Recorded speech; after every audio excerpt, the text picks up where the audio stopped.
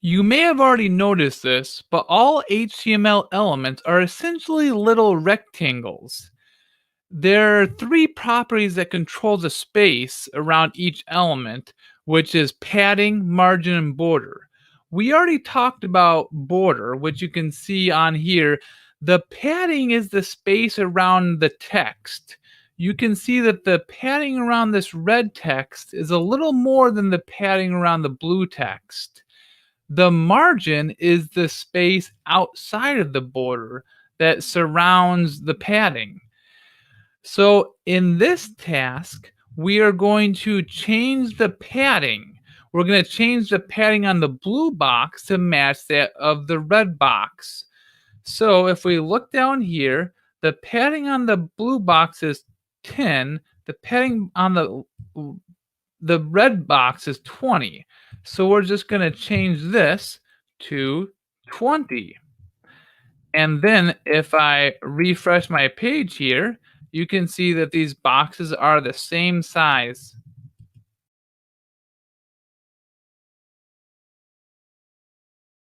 An element's margin controls the amount of space between an element's border and the surrounding elements.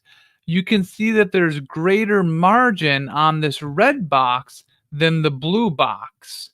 So in this task, we're going to make sure that they're both the same. So I'm going to change the margin of the blue box to match that of the red box. So you can see the margin is 20 on the red box. So I'm just going to set the blue box to also be 20. And then if I refresh my page, you can see that they're the same.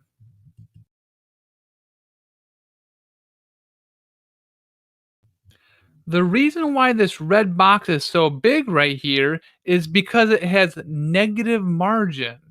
We're going to make sure the blue box is just as big as the red box by giving the blue box negative margin as well. So I'm going to set this to negative 15. So now the red box and the blue box are both at negative 15.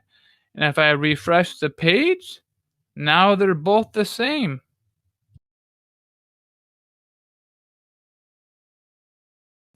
As you can see in this red box, each side can have different amounts of padding. That's this code here: padding top, padding right, padding bottom, padding left. We're going to use different paddings for the different sides of the blue box. So I'm just going to copy this code right here and then paste it down here. And now what we have to do for the challenge is set the top and left to 40.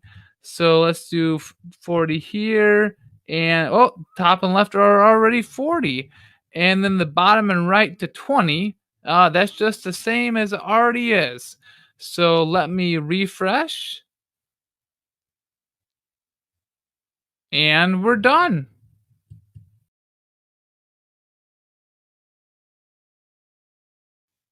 We already learned that you can set each side of padding separately.